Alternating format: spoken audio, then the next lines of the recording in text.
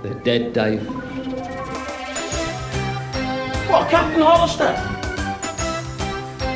Everybody's dead, Dave. What, Todd Hunter? What, Selby? Not Jen. He's dead, Dave. Everybody is dead. Everybody is dead, Dave.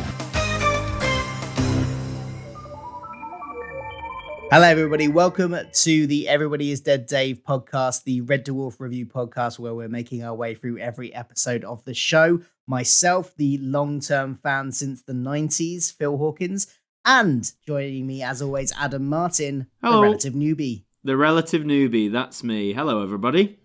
And we also occasionally like to have a guest reviewer on. And today we have got Matt Cook, who is one of our regular listeners, always interacting on the Twitter account and on the comment section.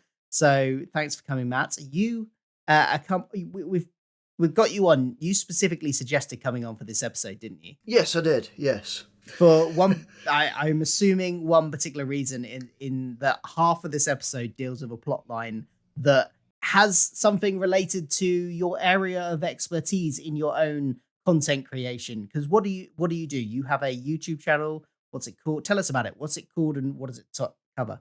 Okay, so I've got a channel called Cask Theology, and it's a channel about theology and beer. Nice. And yes, you heard that right. So, so yeah. Is there much crossover between the two? I mean, I know there's obviously the Holy Communion is wine, so that's not beer.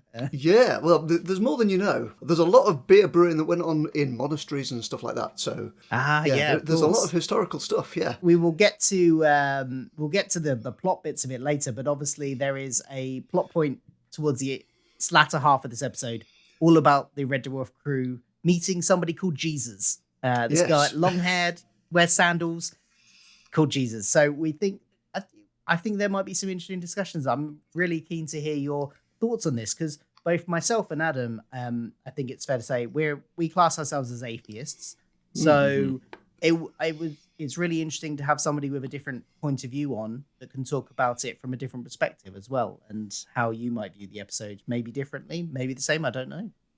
Yeah, that's why I suggested myself because I thought, well, why not get a theologian on to absolutely talk about something quite theological? Yes, yeah, absolutely. So let's dive into the episode then. We start with Kat comes into the quarters and basically just steals Lister's food. Lister has found some nice steaks, some pork chops or something, and they're the last ones. He's found them freezer dried in the near Crichton's quarters, I think it was, but they're the last ones, and Kat comes in and just takes them. So it's typical Kat behavior, I think, there. Yeah, it did feel like an odd, obviously, without spoiling it yet, because we'll get to it, it felt like an odd first scene, upon first viewing, if you get me. Like when we go to the next scene, I just sort of felt, oh, that was bizarre. Like Kat's just come in and stolen Lister's food and that's pretty much it. But yeah, all will be revealed later on. Yeah, it does. Red Dwarf does this sometimes, doesn't it? Where it has kind of a random sketch that doesn't tie into anything else in the episode to start the episode off. Sometimes it works better than others. Matt, how do you think this one works? Yeah, it's like almost a classic sort of BBC era opening. I've got two notes about this particular scene. The first is, so how much JMC lager is there on board? Yes. And the second is actually the return of the cats. Wow! Yes. Yeah. Oh, yeah, we've been ages. Yeah, we've enjoyed it. This series 10, I think, he's starting to get those like old catisms back, as we said, from like series 1 and 2. Because for a lot of the BBC era, it just sort of gets forgotten about, doesn't it? Like, or he just stops doing it. I think with this series overall, I noticed it a bit in the previous couple of episodes we've covered, series 10 as well, that they are making a lot more. They're making a lot more references and nods back to the past of the show, but not in a kind of overly heavy way. It's all very subtle and not like kind of in your face. It's just these little things that happen that you kind of go, he used to do that all the time or something like that. And I mean, that's quite nice. The kind of harkening back to that history. Lister, and this is something else I quite liked because last episode, Lister told himself as his dad to start the robotics course, and we saw him at the end starting to study for it, but then getting distracted. And normally I would have assumed that would be it, and we would hear no more of it. But actually, in this episode, he is still studying for that robotics program. Yeah, and some direct continuity. Some actual carryover from a previous episode on Red Dwarf, like actual continuity between episodes. I was quite amazed. And I don't think it's the last time either in this episode where something is carried over from a previous episode. A reference. There was, we'll get to it later. But yeah, I'm quite liking this. I kind of hope it continues. I can't remember if it does. Because, I mean, I have seen these episodes before, but I think I've only seen Series 10 once. So okay. I don't think I've ever rewatched it. So it's all, even though it's not new to me, it's fairly vague. One thing we didn't ask you, Matt, is what's your history of Red Dwarf? When did you start watching it? Okay, so I have this thing called the Adams-Hawkins scale. From so are you a relative newbie on the Martyn scale, or are you on the Hawkins scale? I'm kind of somewhere in the middle in a weird way. So the first ever episode of Red Dwarf I watched was the first run of Backwards, season 3. I was very excited. My dad bought me a TV, which was a 20-inch TV, which back then was half the peak size of the my market. bedroom. So. Yeah, old Mitsubishi thing. And I managed to watch all the way up to about season 8. Now, because of my work, because I'm a barman, work gets in the way. So I kind of got lost around about season 8. I think I watched the season 9 or Back to Earth when it first came out. Because I think that was on Dave, wasn't it, or something like that. Yeah, TV. I can't remember. And after that, there's like this big void. But of course, 2020 happened, and that year, 2020, on my birthday, my wife happened to buy me just the shows. Nice. So I watched. So I thought, well, I've got nothing better to do. I'm on furlough, so I binge watched the whole lot and carried it on. So that's how So I'm kind of somewhere in the middle of the Hawkins Martyn scale because I'm a long time viewer, but only just recently caught up. Yeah. Well, to be honest, I had I watched Back to Earth, and then I can't remember if I watched Series 10 as it went out, or if I didn't watch it until later. I actually can't remember when I watched it. I think I might have watched it maybe just before one of the other later series comes out. So I don't think I actually took the time to seek it out. I was too busy doing up whenever 2012. I was starting new jobs and moving to a different area of the country. I was probably just a bit busy, and so I didn't get around to it at the time, and it was a bit later. So I kind of got a similar thing there. I didn't go straight to it, despite having already watched all the previous series. So yeah, oh well, that's interesting. That you're sort of that point. Can you remember watching these episodes? When did you watch these? When you got just the shows? Was that when you watched this series? Yeah, I mean, I've got a vague memory of watching Series 10 when it first came out. Okay. Just a very vague memory. So maybe when I was tired after work, but certainly 2020 binged the lot in one summer. Because, well, I wasn't going anywhere. So, Yeah, absolutely. Yeah. 2020. Going back to the episode, we get it's Lister and Rimmer talking about Shakespeare, because this is while he's studying for his robotics thing, which is apparently while studying for robotics, you've got to study great people from history for some reason. Not entirely sure why, but so one of those people is Shakespeare, and they're talking about Shakespeare and the sayings that he coined, and in a pickle and food fit for a king are two of the sayings that we say all the time, and Shakespeare came up with. I mean, as an actor, I'll always appreciate a good Shakespeare gag, but I'm going to do my my regular thing, and Matt, mate, you'll probably know this, but I think this scene went on for a little too long. This whole gag. I don't know what it is. It's probably, he's the younger one, he's got a shorter attention span. It's probably true. But no, I don't know. I just felt it was eked out just a little bit, not by much, but just like a little bit too long. I don't know what you two thought in comparison. Matt? well, yeah, I could see it. I mean, the only note I've got is that we seem to have got that old Lister and Rimmer banter back. Yeah. And sometimes that can drag on a bit because they're trying to bounce off each other a bit. Yeah. And what about you, Phil? What do you think? I don't remember. I didn't remember thinking it went on too long, particularly. I quite liked the back and forth. Rimmer clearly doesn't like Shakespeare, partly apparently because he's got a skullet.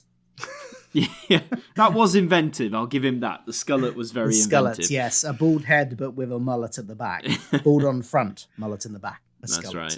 Yeah, I thought it was okay. It wasn't like a great scene. I think a lot of this first half of the episode feels very sort of piecemeal. It feels like it's just like, yeah, here's a couple of jokes about one subject, here's a couple of jokes about another, when there's not much of a coherent through line for it.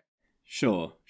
If that makes sense. Mm-hmm. Where we start to get to the main plot, though, is where they come across a delivery parcel that is en route somewhere that has some parcels in it, including a rejuvenation shower, which is can restore you to the prime of your life. That'd be nice, wouldn't it? If only. If only. But it's Swedish, so it's a flat pack. Yeah, I'm wondering what that's referring to. Yeah. I wonder what. I think we've all put together a few flat packs in our time, and yes, they are very frustrating. Everyone has that common experience, I think. Yes. So yes, it's very frustrating, and as always happens, you have some pieces left over. There's a nice building it montage. I thought I liked that. What do you guys think of the montage? Yeah, it exemplified all my frustrations of putting together wardrobes and whatnot. So yeah. Oh, absolutely, Adam. Absolutely. And if it's we didn't see the instructions, but if they're anything like the instructions you get from a certain Swedish furniture manufacturer, they don't have that detailed instructions, and you kind of can quite easily go, what? Well, for anyone who says that, like, yeah, I get it. For some people, they are straightforward. But for me, just personally, if you write out your instructions in great detail, I absorb that a lot better. I can interpret them. Whereas just it's mainly just the pictures, isn't it, and the numbers. That just doesn't click with me at all. Yeah. Absolutely. They're like Escher paintings, aren't they? It's kind of Yeah. some weird sort of 3D, which ends the beginning. It just, honestly, nightmare. Absolute nightmare. But they do finish it eventually and build it. It does not look like it does on the box. And they have parts left over. But they're going to test it. And so they need something that's alive. So Crichton suggests using Rimmer's sock, which is teeming with life, apparently.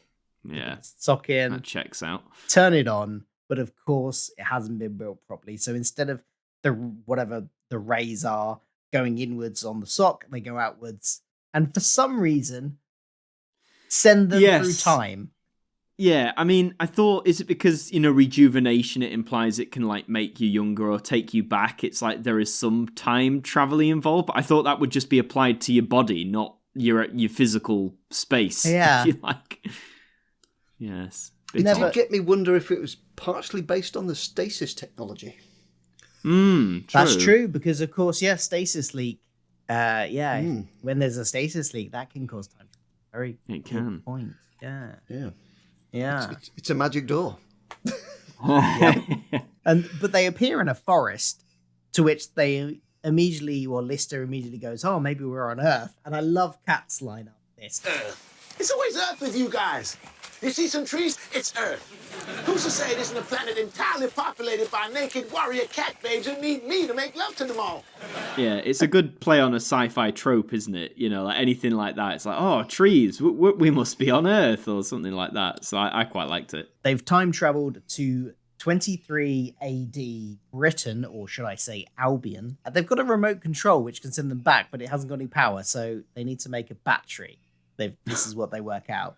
And so, as we all know from school science experiments, you can make a battery with potatoes. Unfortunately, potatoes aren't in Britain by this point in history, so they can't do that. So the next best thing is lemons. But there aren't lemons in Britain at this point in history either. So they have to work out where the nearest place they could get lemons is. That is apparently India. My is. history isn't good enough to know if that is the nearest place that there would have been lemons at this time, or indeed if there was another place that might have had potatoes that was closer at this time. Yes. But India is where they're going. Before we jump to India, did you two notice the line when they say, right, we've got to get back to the dwarf, and Lister says, and find Kachansky? Yes, because last episode I mentioned, are we going to get a Kachansky reference every episode? Because so far we have, and here's today's one. Yeah, but we've noticed, when we've been rewatching Series 10, Matt, is that these Kachansky references are sort of just like throwaway lines almost. Like they're never followed up on, or do you know what I mean? It's almost like just a name drop for the sake of it. So, obviously, like I don't know what's coming. Maybe Kachansky does reappear, but it just seems a bit weird. Especially this is the weirdest one so far because it's. Kachansky's not been mentioned at all this episode, and now all of a sudden Dave's like, "Oh, we've got to get back and find Kachansky." It's like, whoa, hang on, like, what are we talking about? Matt, what are your thoughts on Kachansky? Would you have liked to have seen her back in this, or are you glad they've sort of put her to one side and got back to the original core crew? Well, with the references, you kind of feel like they're building up to something, but I can't say anything. I hope so. It always feels like name drops at the minute. It's just like, let's just remind people that, we're still Red Dwarf. Yeah. Kachansky was part of it. Yeah. That's fair enough. But alas, no Chloe Annette this episode. No. Shame.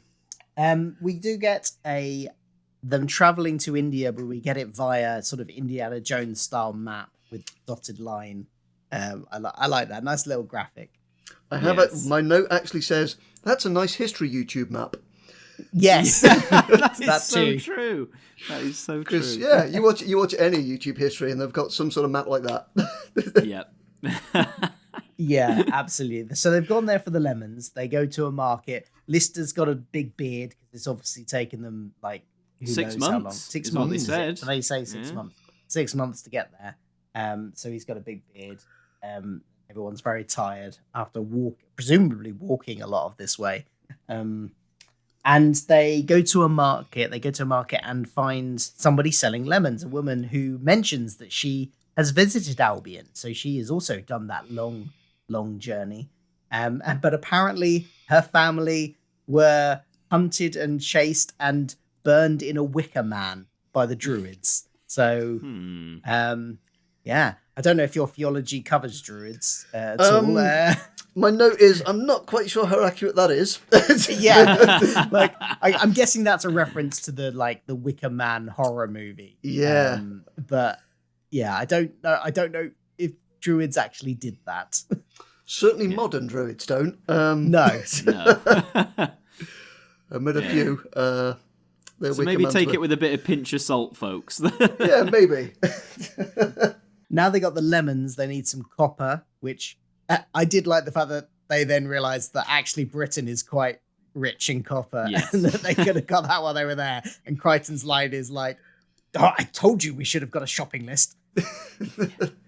Yes, that's one of my favourite lines of the show, of this episode, I think. But they do have copper on them because they have copper coins, so it's all right. They don't need to go all the way back to Albion. It is all okay.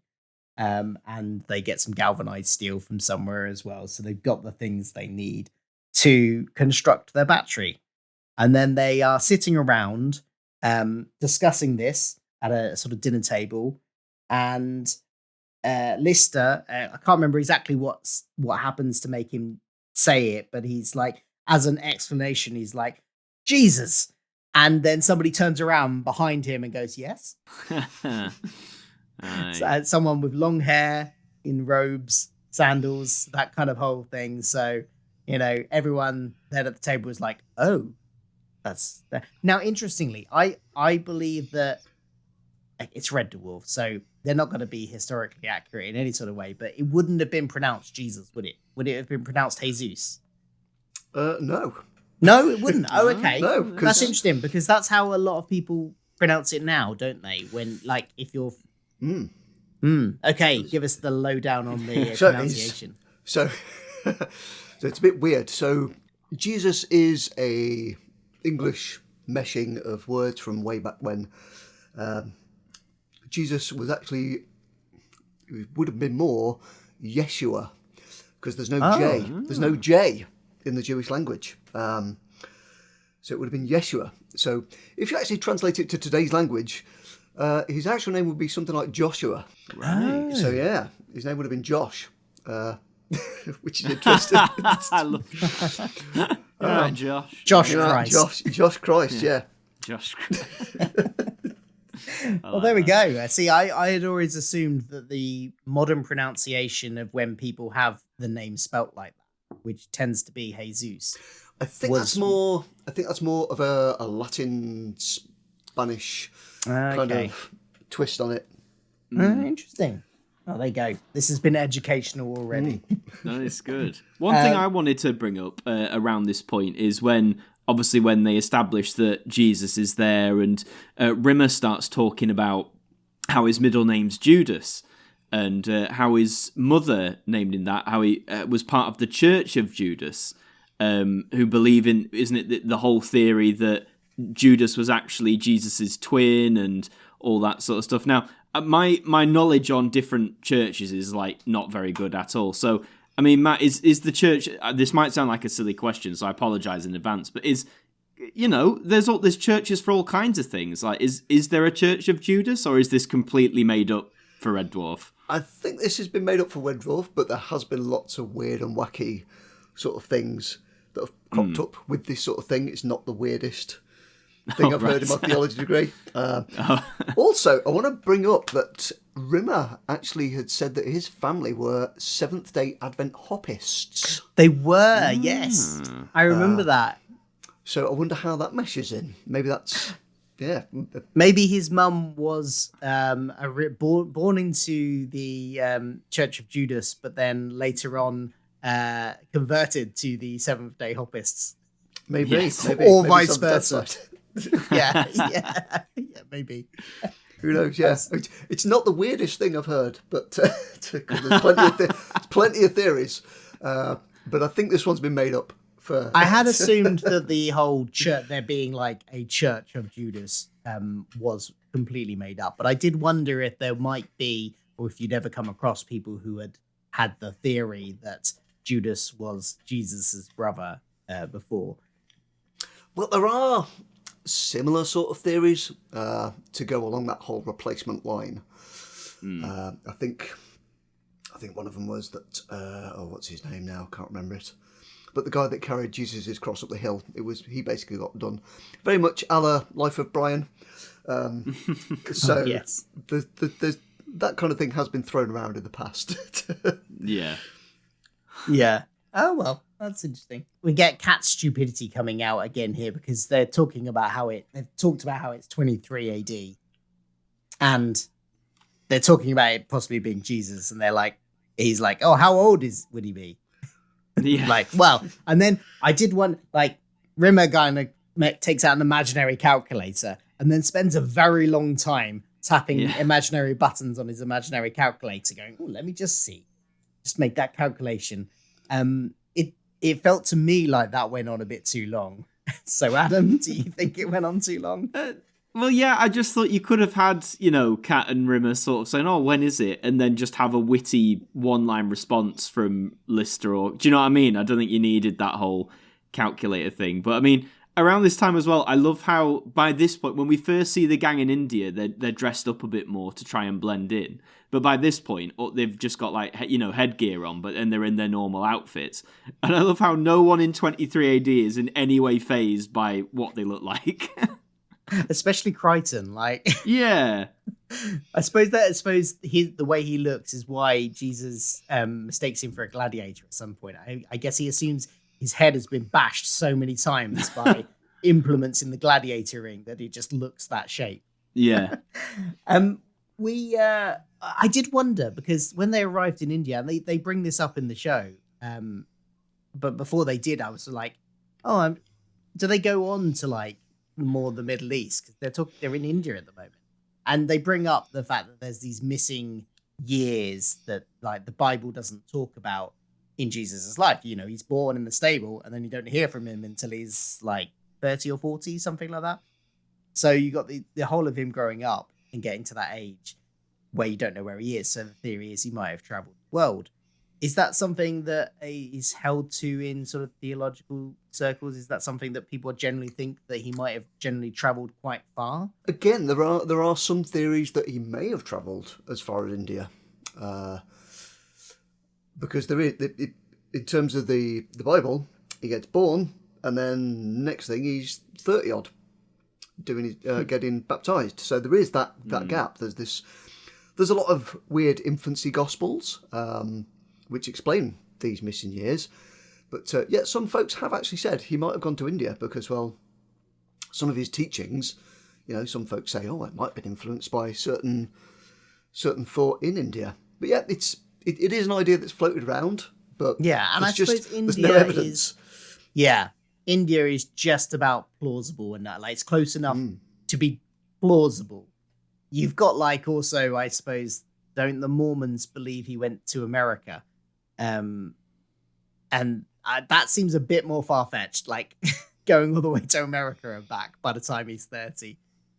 That seems a little bit more unlikely. There's a lot of far-fetched stuff. Yeah. That's a very mild way of putting it, isn't it? Oh yeah. By that third year of my degree, I was like, what? What's going on? Somebody mentions to Rimmer that, like, because Rimmer's getting quite fanboy about it almost, and because of why he was middle name Judas and his mum and all that sort of stuff, he's getting quite fanboy about it and wants to go and meet Jesus. And somebody points out to him, like, you don't even believe in him. But to be honest, I can empathize that. Like, I'm an atheist, but like, if I actually time traveled and then there was a Jesus there and it matched up with, I'd be like, okay, no, I want to talk to him. I want to find out. Yeah. I'd probably wouldn't be quite as fanboy as Rimmer is, but I definitely want to, like, investigate a bit more and see what was up. So I kind of get that, but it was quite funny, like Lister just like, you don't even believe in him. Yeah, shoots him down. I suppose the Romans come in pretty soon. Oh yes, but before that, Jesus invites them all to his table, because he's kind of overheard them, and he thinks that Rimmer, like, and them all getting up is them expressing their hunger, and he has food, so he's going to share it, and he has all these charitable, peace-loving, non-violent traits that you associate with the character of Jesus from the Bible. So it, like, everyone is like, oh, when the Romans do come in and they're running away, I like the line, like, The only escape from our enemies is to turn and love them. Oh, running's good too. Down there. Yeah, typical Rimmer, of course. yeah. Before that though, when they do go to the table, I like the visual imagery of them on the table, because it's very Last Supper-esque on the very long table. Yes. That's in my notes. That's in my notes. Yeah. I don't know who the guy on the far end is though. On the far left. They just needed someone extra, so like, extra, you see it. Yeah. He also has an uncle that comes running in at some point to warn them of the Romans coming. Now, I mean, I'm assuming everybody listening to this has watched it, so it won't be a spoiler to say, like, this may not be the Jesus we're thinking it is. But at this point in the narrative, if you've never seen this episode before, you're meant to think it is. So in that context, on which side of the family do we reckon this is an uncle? Do we reckon, which side of the family, including foster / adoptive parents? Because let's include Joseph in this. But is it Mary's brother? Do we, who are we meant to think it is? Yeah, I wondered who it was, but honestly, at this point, I didn't really read too much into it. I just found it funny that he's trying to use, speech their way out of it, and the Romans just aren't here for it. They just toss him aside. At this point, Adam, did you have any inclination that the gag at the end would end up being that this wasn't the Jesus? Not at all. Yeah, I was there until the end. Maybe that makes me gullible. I don't know. No, I don't think so. I think it's framed exactly like that. I don't think you're meant to work it out at any point. Yeah. But at this bit, when they're hiding from the Romans and they get their lemon battery to work back to Red Dwarf, and they have to take Jesus with them. How from unless I missed it, because they have the remote. They have the remote, don't they? Yeah. Right, okay, that's how they can specifically time it to Red Dwarf. I think I forgot at one point they had the remote, so I thought, hang on, how from just a lemon can you accurately program to go back to Red Dwarf? If they have the remote, that's fine. And they take Jesus back to Red Dwarf in the future, and I love the fact that he's just like the most fascinated by a tote bag. Yeah, but I mean, I don't know if you know, Matt, but was that true of the time? Like they say earlier that there weren't bags as such; it was just more satchels made from goat hide. Was there wasn't really anything that we recognise the concept of a bag? I suppose. Do you know? I'm not quite sure. You know what? I when they mind? said that, I thought like, but a satchel is a bag. So in a way, it is. Yes. Okay, it's not a bag with In a handles roundabout in that way. way, but it's still a bag. It's not like the concept is completely alien. I think maybe the idea of a bag that you get from Waitrose or Lidl, that kind of thing, that wasn't around. Yeah. Yes. But certainly, people had to carry stuff around. Yeah. Yeah. We get Jesus has been having some pains in sort of his abdominal area and stuff, and they diagnose him with a kidney stone, and so they're gonna have to operate on him. First of all, we get a reference. I don't know what this like. They mentioned that Crichton has been operating on Lister for years, and apparently has loads of his organs in a freezer somewhere, which was a really random line. I thought I was like, oh, okay, Yeah. They just sort of slipped that in. yeah. But then they, this is where the reference to the previous episode comes in again, because they mention that they don't have any anesthetic, I'm pronouncing it, anesthetic left, which is, of course, it got used, Cat took the last lot of it last episode when Lister needed it for his tooth drilling. So that kind of is another nice little minor bit of continuity carryover. And I like the fact that they're doing that. That's really good. I was just gonna say, I like the reveal. Like as you say, they sort of discuss that Crichton's been doing this with and one thing is that he kept Lister's spleen in his refrigerated unit, which leads Lister to sort of drop the ball again, tying to that very first scene that Cat actually stole and ate Lister's spleen, which again, in context, made the scene funny. But again, I think when you watch it for that first time, it just felt like such an odd opener. But I actually quite like the reveal of this. I don't know what you two thought of it. Oh yeah, it was fun. Gave me a chuckle. Yeah. Yeah. I liked the operating scene though. I don't know what you guys thought of that. Especially Rimmer getting very excited about, because they're going to go up through Jesus's private parts to pull out the stone, and somebody needs to hold it upright, and Rimmer is very, very keen to take that role. I'll hold it. It'll be an absolute privilege to hold it. You what? Pass the barbecue tongs. This is the high point of my entire career. Yes, he certainly is. No, I liked it. I thought it was good fun. Good. Everyone seemed on form as well. And I mean, just on a whole, I think, like we've sort of said, Series 10 benefits so much again from having a studio audience back as well. Because obviously for Back to Earth, they sort of ditched the studio audience. And I think it definitely impacts on the performances sometimes, because especially when you're doing that sort of comedy, like hearing the reaction as you're doing it certainly keeps your energy up. So yeah, definitely helped. While he's recovering though, Jesus takes to reading Rimmer's book about famous people and reads the section on Jesus Christ and does a runner, basically, all the way back to 23 AD. Yes. And when they find him gone, I can't remember who says it now, actually. It might be in Rimmer, I think. It says... Didn't it occur to you that him reading about how many wars Christianity's caused might mess him up a bit? What's your take on that, Matt? How do you feel about those references? Because I mean, there's been a lot of wars fought in Christianity's name, the Crusades onwards. Oh, well, yes. Yeah. Well, put yourself in like his shoes. If you get like transported 3 million years in the future, and you read, Adam or Phil caused this atrocity, that would mess you up. You probably would want to. You probably would want to do a runner, wouldn't you? No, that is true. Don't want that on your conscience. You don't know, His plan, therefore, seems to be to go back and trash his own reputation so that the religion doesn't form around him, and based off of him.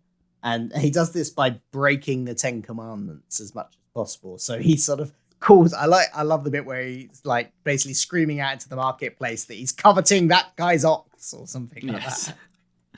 Yeah, a slightly unhinged Jesus, which is quite amusing. Because of course, like I mean, is there? I don't know, Matt. Again, like I don't know if in the Bible or just generally, like whenever, like when I was taught about Jesus and all that sort of stuff in school, he was always portrayed as that sort of, very peaceful, calm, never sort of displayed any, like extreme anger or anything like that. So, is there anything out there that does sort of tap into that, or is it literally all? Oh, yes, he was. Never raised his voice sort of guy, if that makes sense. Well, there is one thing.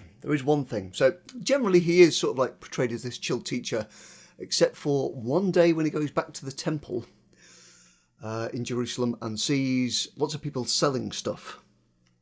And he kicks off.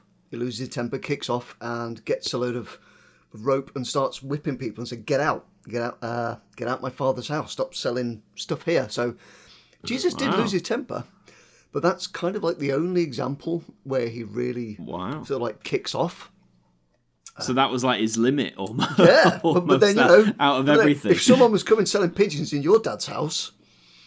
Yeah, no, for sure. You'd kick off. I'd grab the whip I have under the sink, as we all do. We've all got one. But I find that interesting, though, because do you know what I mean, though? Like, I think when...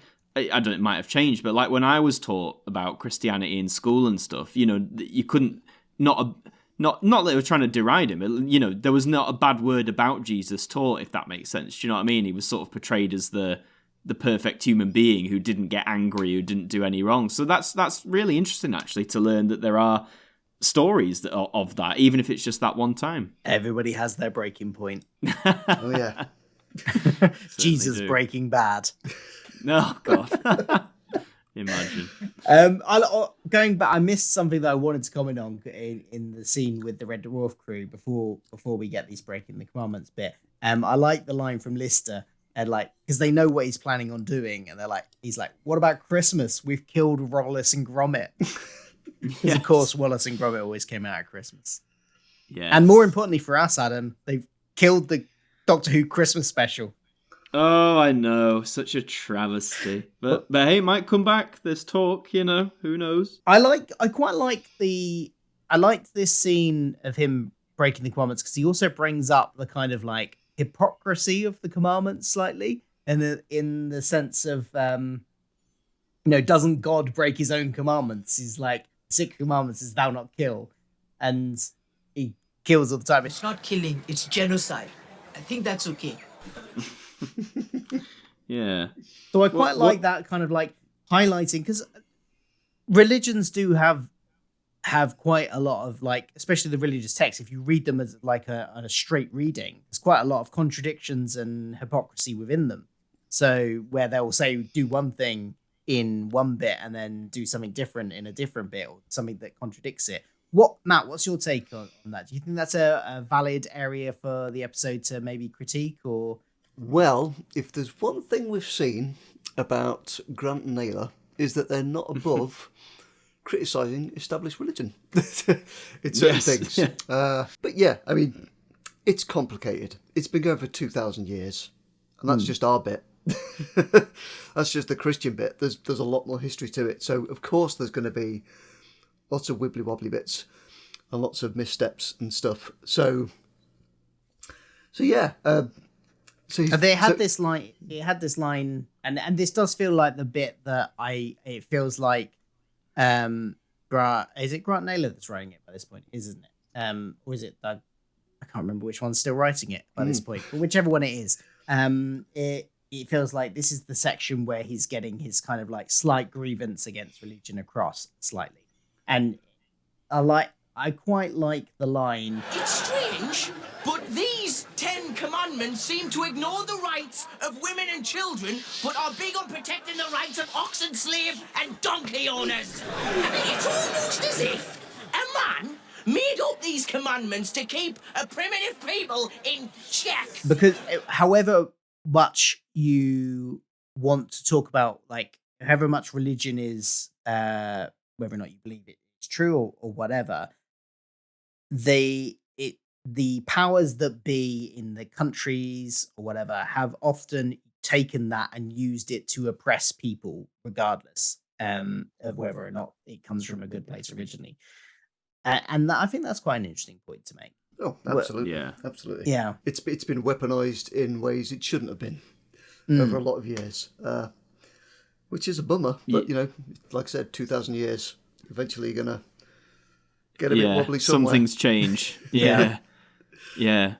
But the Red Dwarf crew come back, try and talk Jesus down, you know, give him some words of reassurance, and you're going, just because, and this kind of ties into what you were saying just then, just because some stupid people do stupid things in your name, it's not your fault.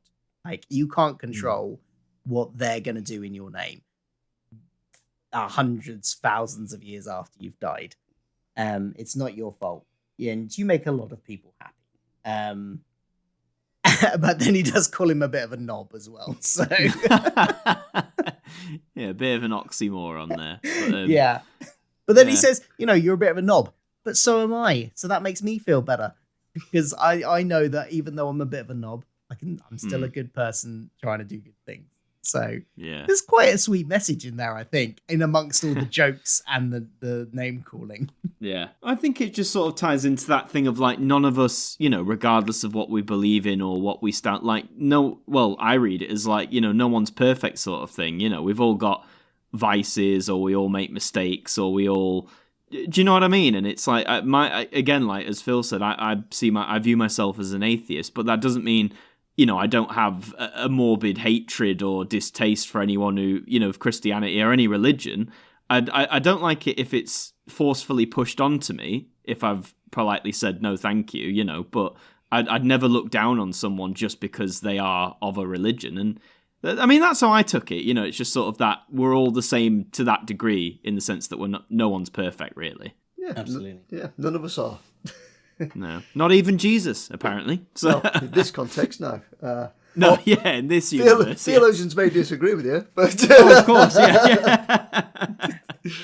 But this is the point in the story, though, where we get the reveal that actually he is, because he mentions that he's Jesus of Caesarea or something like that. I can't remember the exact place Caesarea, name. I think it was. Caesarea, Jesus of Caesarea. Yeah. And they're like, don't you mean Jesus of Nazareth? Like, no. And then that's when the penny drops that it's not the famous Jesus. And Jesus is actually like quite a popular name at this time. And there's quite a lot of them. And he goes through a few of them. Yeah, there's a few of us. There's Jesus, son of John with a funny nose. Jesus, son of Luke. He wraps plant leaves around the feet of horses. About 70 of us at the last census. And yeah, so it's a completely different Jesus. I mean, was that a common name back then? Yeah, it was. There was tons of Jesuses, there was tons of Jameses, there was tons of Marys. I mean, Jesus had at least 2 or 3 in his entourage. There was loads of Johns. I mean, in the pub I work in, if you're called Dave, you've got a nickname because there's so many Daves. It's that kind of thing. Oh, wow. It's like the old John Smith sort of thing. You know, what's his name? John Smith. It was one of those pool of popular names that pretty much every other dude was called some variant of it. So yeah, it was a very popular name, which is true. Everyone knows a Dave. Yeah, everyone knows a Dave. So they even though he's not the famous Jesus that's going to inspire a religion, they give him some, you know, comforting advice and say, look, you've had a trip to the future. Take what you've learned and do something with it. And what he does is he invents the carrier bag and invents the tote bag and sells. I love that moment. JC bags. Get your JC bags here. That was quite a nice sort of moment to sort of almost end on. But the real ending gag is that then they're sitting around still in AD 23 and another sandaled, long-haired man walks in and goes up to a restaurant and says, "Oh, I've got a table booked for Jesus." And then somebody else, "Oh, and I'm here with my brother," and the brother's name is Judas. And then they have to pull like Rimmer back down from going up and talking to that one. Yeah. The implication is that is the famous Jesus. Yes. And implying that that Judas was indeed his brother. Yes. In the Red Dwarf universe, at least. Yes. Big disclaimer. Yeah. Yeah. This is another one which I thought ended on a good gag. I said this about last episode. I think they're ending on strongish gags this season, which for a few seasons they had quite weak endings where it was kind of like, oh, that ended in a really weird place. But I think every episode this series so far has ended on quite a strong gag. I don't know what you guys think about that. But... No, I liked it. Sort of like a nice full circle thing. It was one of those where we didn't need to see the gang back on the dwarf at the end. You know what I mean? It kind of worked finishing in that little town. So yeah, I liked it. Yeah. It worked. It was one of those gags that just hit. It just landed. You know, it wasn't one of those long drawn out ones that they've had in previous seasons. Yes, mentioning a certain justice-based episode. Yes, infamous justice. It knew when to end, and it just did it, and it was ace. Yeah. So that's the episode. Matt? What generally are your, as a theologian, what are your thoughts about this episode? It's a sort of overall general thing. Do you think? Because I was wondering, like, obviously, me and Adam are coming to this from a sort of atheist perspective, and while I don't think either of us want to mock religions or anything like that, there's always a healthy amount of being able to laugh at yourself. And I've certainly laughed at jokes about atheists before. So do you think this, how do you think this balances the line? Do you think it does it well, or do you think there's, it verges over the line in some places? What are your thoughts? Well, having gone through the degree I've got, I can see it as what it was. When I first saw the sort of synopsis of this episode back in the day, I thought I was going to hate this episode. But I really enjoyed it because a lot of the stuff that gets covered in this, like as I said, it got covered in my degree. There's a note here, I might have had some bad bark from an acacia tree, which Jesus mentions at one point when he goes to the future. There are theories that some of the visions were caused by certain substances. They're out there. They're out there theories. They're not like widely accepted, but. So as someone that's done like all the study, it really made me chuckle. I went into it thinking I'm going to hate this episode, but came out actually really enjoying it. However, I could see how some people might get bent out of shape by it, but not me. I thought it was a lot of fun. Yeah, that's good. Because there are even theories that some of the sayings of Jesus are actually meant to be comedic, but they've just got lost in translation over 2,000 years. The equivalent of, "Hey, Peter, pull my finger." But lost in translation because of a different culture and a different mindset and a different, who knows, Yeah, absolutely. I should share, not that my dad's ever watched, I don't think my dad's ever watched Red Dwarf, but he did a theology, some kind of theology course at some point, not a full degree, but something. I think it was a foundation thing. So maybe I should show it to him, although I don't know if he would appreciate the general humor of Red Dwarf.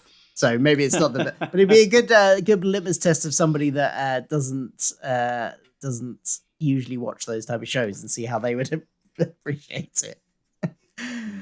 Right, well, we normally do some other regular features on the show. We have our funniest moments, our favourite character, and of course we give it a mark out of 10. So let's start with favourite character. Matt, do you have a favourite character in this episode? Oh, come on. It's got to be Jesus. Yes. Well, the funniest thing about Jesus for me was that he's not a Geordie, but his characterisation, he's very much from that top end of the UK, which for me made me chuckle because Jesus was from the north of Israel. So if we were to equivalent, he'd probably be from Carlisle ish, so he'd have that accent. So, but yeah, I just thought it was hilarious. Jesus was a fun, I wonder if he was a fun that character. was deliberate. I don't know, possibly not, but Funny coincidence anyway. yeah, he was just such a fun character. Because they've done a lot of historical fun characters before, and why not aim for the stars with this one? Yeah, Jesus, my favourite character. Yeah, Adam. Yeah, I'm following the same as Matt. It's got to be Jesus. I love the portrayal of him in the Red Dwarf universe, and I think the actor does a great job of making it just really funny and quirky. Even at the end, like the JC Bags gag was pretty fun. Like that was a contender for my funniest moment. It didn't get it, but yeah, just great stuff. So yeah, I'm gonna go with Jesus as well. And let's make it a trio then, because I am also going for Jesus. I think the actor just nailed it. The comedic timing was perfect on all of his line deliveries, right from that first moment where he turns on her and go, "Yes." It was just perfect. Every line delivery was great. And the accent, the accent worked really well. The northern accent worked really well. What about funniest moment? What's everybody's funniest moment, Matt? For me, it's got to be that Last Supper recreation. It's just just the visual imagery. It's just that image of just them all sat there and someone offering, like, "Oh, do you want some of this?" It's just, yeah, it's so subtle, but I loved it. It's just raised that chuckle. So it's got to be that one. Adam? For me, it's the reveal of what happened to Lister's spleen. I just thought the reactions from Lister and Kat, and again, the studio audience helps because you can gauge how long to drag that reaction out. And I just think the timing of it and everything was perfect. So yeah, that was my funniest moment. What about you, Phil? I am going for the moment where Rimmer first talks about the fact that his middle name is Judas. Look, it'll be fine. We'll get talking. I'll tell him my middle name's Judas. One thing could lead to another. We could wind up big buds. Just like that line made me laugh out loud. I like that. Because I can almost imagine that Rimmer would then go on to be the actual Judas, because he has all the personality traits of somebody that would betray someone. Yes. No, it was a good moment. And what about marks out of 10? Scutters out of 10. How many would you give it, Matt? I'm going to give it a solid 8.5 scutters out of 10. Absolutely. Nice high score. Absolutely. Yes. Adam? 8.5. Well, I think for this one, just on my gut reaction, I've given it a 7.